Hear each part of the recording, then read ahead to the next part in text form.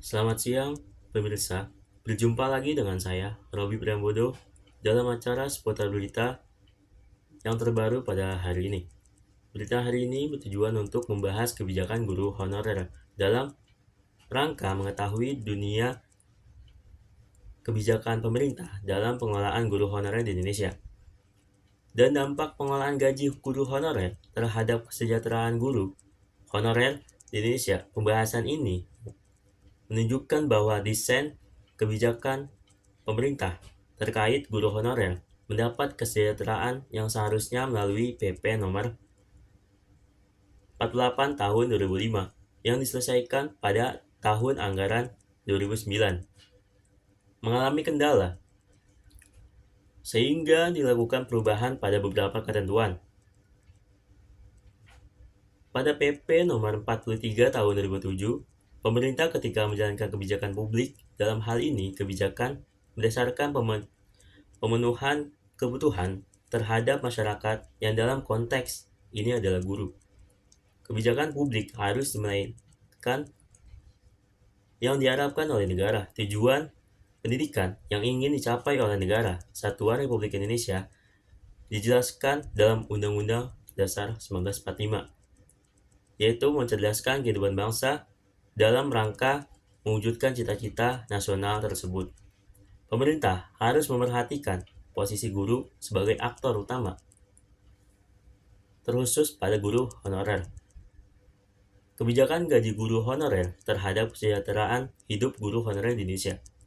Pelaksanaan kebijakan pemerintah terkait guru honorer telah tertuang atau tercatat dalam PP nomor 48 tahun 2005. Adanya PP tersebut terdapat pengangkatan tenaga honorer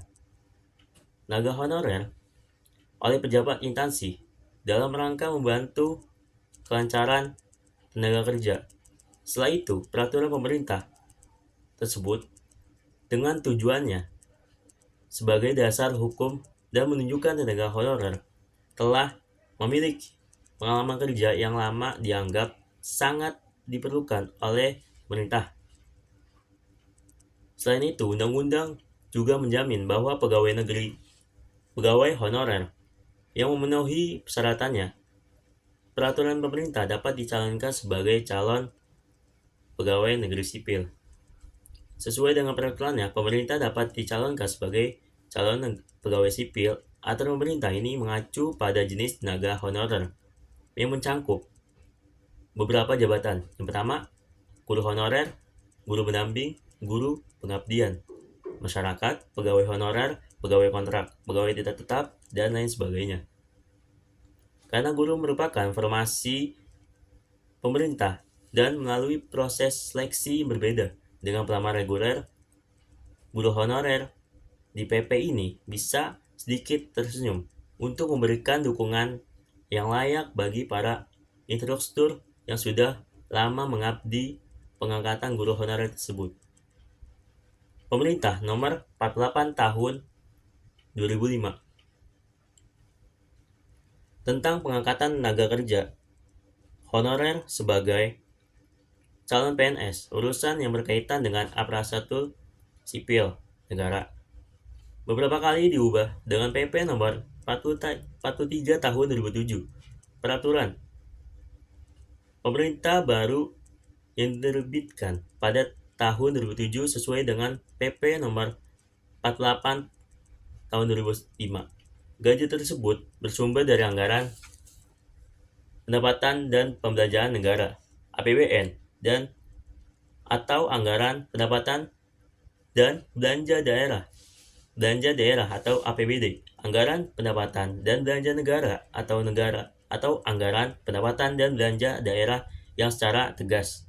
Jangan dicantumkan belanja tersebut pegawai atau upah pada anggaran pendapatan dan belanja negara. Anggaran pendapatan ini peraturan pemerintah nomor 43 tahun 2007. Mereka tidak dianggap sebagai penerima bantuan anggaran secara spesifik dalam lokasi belanja atau upah pegawai dalam rencana keuangan. Kategori ini mencangkup misalnya pendanaan bantuan operasional.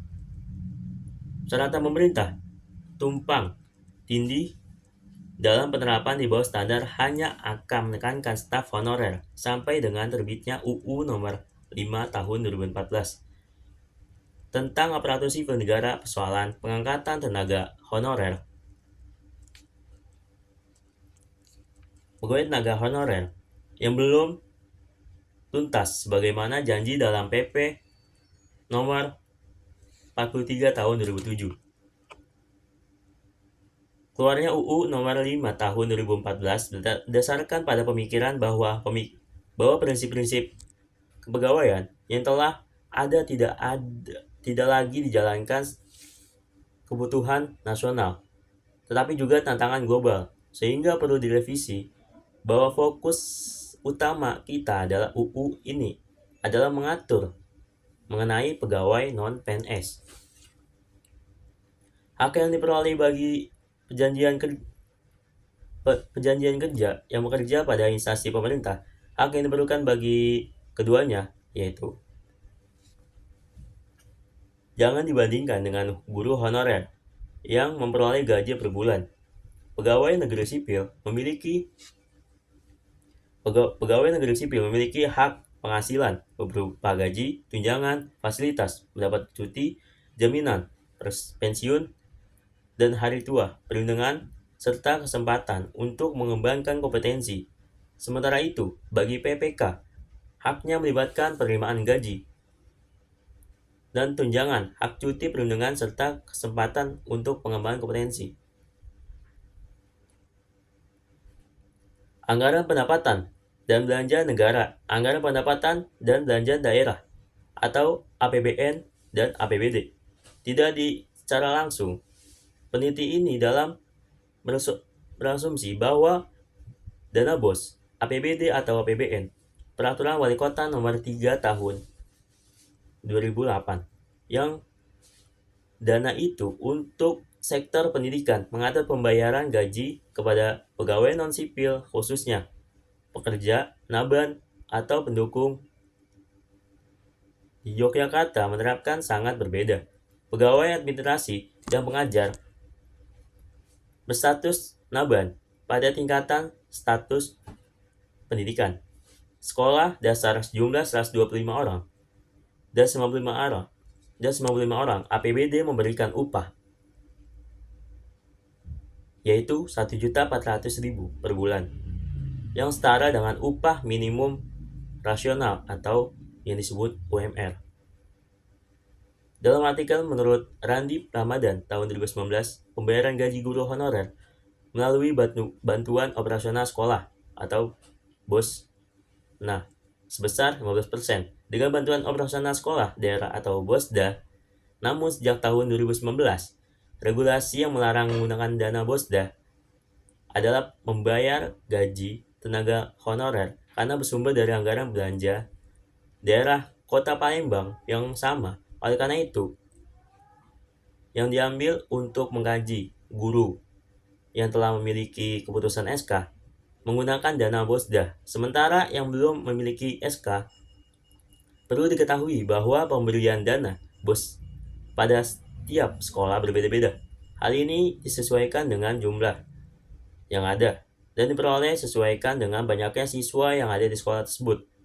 Permasalahan ini ketika di dalam suatu sekolah banyak terdapat beberapa jumlah siswa saja, ada penambahan banyaknya jumlah guru honorer di sekolah tersebut, maka sekolah akan semakin kesulitan dalam memenuhi gaji guru honorer. Anggaran pendidikan yang dipaparkan oleh pemerintah sejauh ini masih dirasakan kurang jika melibatkan banyak guru honorer. Seperti yang dituangkan dalam artikel Randi Ramadan tahun 2019 bahwa guru honorer di SD N 47 Palembang hanya memperoleh gaji sebesar 15.000 sampai dengan 17.000 per bulan.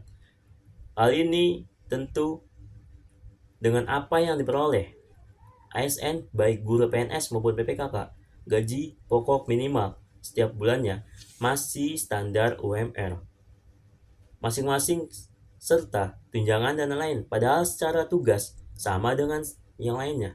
Undang-Undang Sistem Pendidikan Nasional yang disahkan pemerintah menunjukkan betapa besarnya komitmen pemerintah terhadap kesejahteraan guru. Guru mendapatkan jaminan jaminan kesejahteraan guru, sosial, pendapatan di atas garis kemiskinan. Dampak pengelolaan gaji guru honorer terhadap kesejahteraan guru honorer di Indonesia. Kebijakan publik, dalam hal ini kebijakan pendidikan, tidak bisa lepas dari unsur-unsur pentingnya di dalamnya. Salah satunya adalah dampak automates. Dampak adanya kebijakan pengelolaan gaji guru honorer seharusnya memberikan kesejahteraan guru honorer, namun faktanya realitasnya itu dengan yang lain berbeda.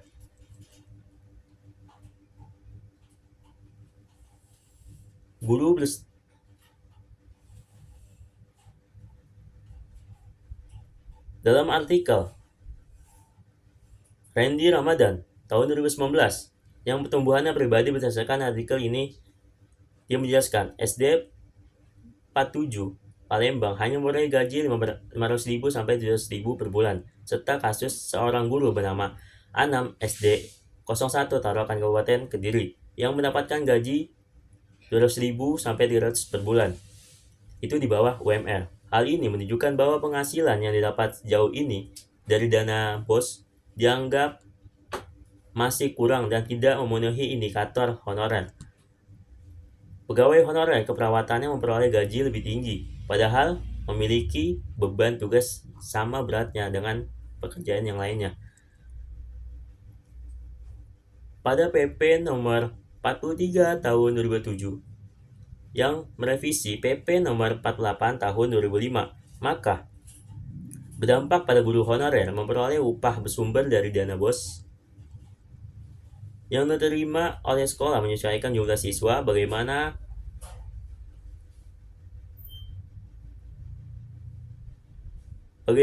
gaji tergantung dengan jumlah siswanya. Apabila siswa tersebut jumlah sedikit, di sini mayoritas guru honorer, berapakah gaji yang diterima oleh guru honorer tersebut? Seharusnya terdapat regulasi yang mengatur beberapa gaji guru honorer yang harusnya dibayarkan.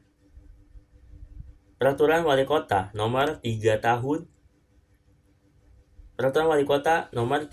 tahun 2008 di Yogyakarta menerapkan kebijakan pemberian gaji setara dengan upah minimum nasional atau UMR kepada Neban, tenaga bantuan yang ditugaskan di sektor pendidikan pada tingkat satuan pendidikan sekolah dasar. Terdapat 95 guru dan 125 tenaga kerja administrasi memiliki status sebagai naban. Gaji yang diperoleh bersumber dari anggaran pendapatan dan belanja daerah atau APBD dengan jumlah setara dengan UMR, yakni 1.400.000 per bulannya. Dalam hal ini, regulasi guru honorer harus diwujudkan karena guru honorer melalui jurusan pendidikan mencetak ribuan sarjana tiap tahunnya yang berbanding terbalik dengan pembukuan promosi ASN guru. Maka mustahil jika guru sesuai dengan pemerintah gagasan bahwa tahun 2023 akan meniadakan guru honorer. Jika memang pemerintah tidak ingin ada guru honorer, maka pemerintah dapat memberikan terobosan untuk guru sejahtera. Jika kita mengacu pada Undang-Undang Sisdiknas, di sana menjelaskan bahwa guru memperoleh hak penghasilan kebutuhan hidup minimum meliputi gaji pokok, tunjangan melekat pada gaji, serta tunjangan lain sebagainya. Indikator yang telah menunjukkan kesejahteraan hidup bagi guru bila dijelaskan sesuai dengan regulasi yang ada. Apabila masih terdapat guru yang belum dapat hak sesuai dengan keinginannya, maka pemerintah harus bertanggung jawab. Tanggung jawab baik melalui revisi regulasi maupun pembuatan keputusan baru guna mencapai kesejahteraan untuk guru. Pemerintah seharusnya tidak perlu khawatir dan pemerintah harus fokus pada peningkatan kesejahteraan guru yang jumlahnya mencapai 24% dari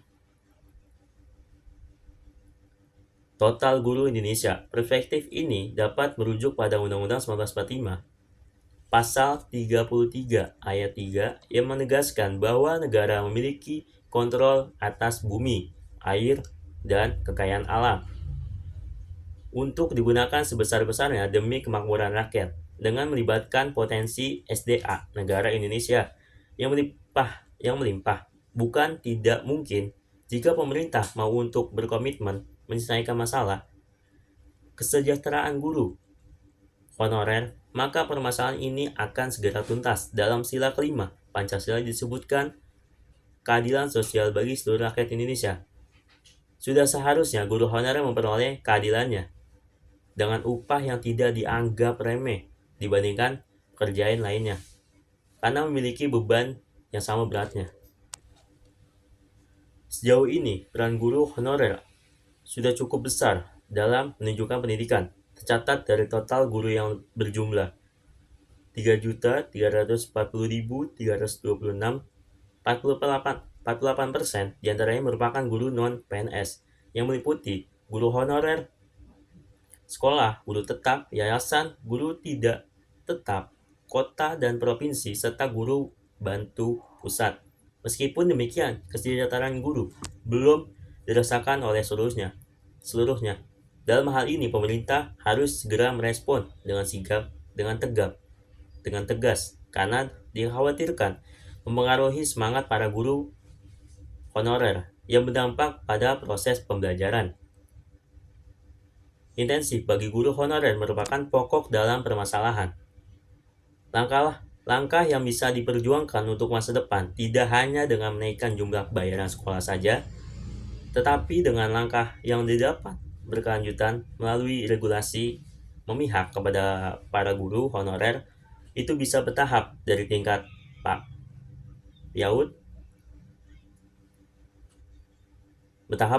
PAUD sampai dengan tingkat perguruan tinggi.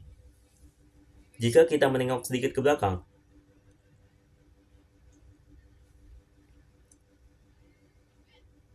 penelitian ini terdapat relevansi dengan penelitian ini terdahulu. Antara lain penelitian ini Junaidin Basri. Judul penelitian ini adalah Mutu dan Kesejahteraan Guru di Indonesia.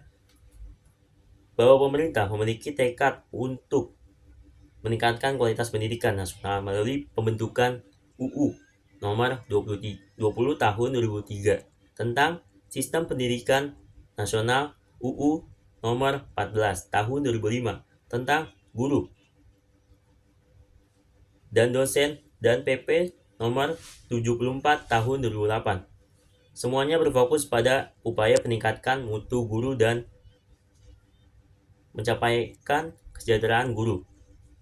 Dibandingkan dengan penelitian penulis, perbedaannya terletak pada fokus penelitiannya yang bertujuan mengekspor desain kebijakan pemerintah terkait pengelolaan gaji guru honorer di Indonesia. Berdasarkan permasalahan yang telah dikemukakan di atas, penting untuk dibahas terkait kebijakan guru honorer untuk mengetahui desain kebijakan pemerintah dalam pengelolaan guru honorer di Indonesia berdampak pada pengelolaan gaji guru terhadap kesejahteraan guru honorer, sehingga nantinya dapat diketahui apakah kebijakan ini telah sesuai dengan dalam prosedur yang diberikan dalam Undang-Undang Dasar tahun 1945. Demikianlah berita hari ini. Saya Robi Priambodo, pamit undur diri. Terima kasih. Baik, kesimpulannya, desain ini kebijakan pemerintah terkait guru honorer agar mendapatkan kesejahteraan yang seharusnya melalui PP nomor 48 tahun 2005 yang ditargetkan selesai pada tahun anggaran 2009, mengalami kendala sehingga dilakukan perubahan pada beberapa ketentuan, yang akhirnya menerbitkan PP nomor 43 tahun 2007 yang berisi regulasi gaji pegawai PNS dan APBN serta APBD dalam bentuk pos yang diterima sekolah, nominal sejumlah sesuaikan dengan jumlah siswa di sekolah. Demikian berita hari ini, saya Robi Priambodo, pamit undur diri. Terima kasih dan sampai jumpa.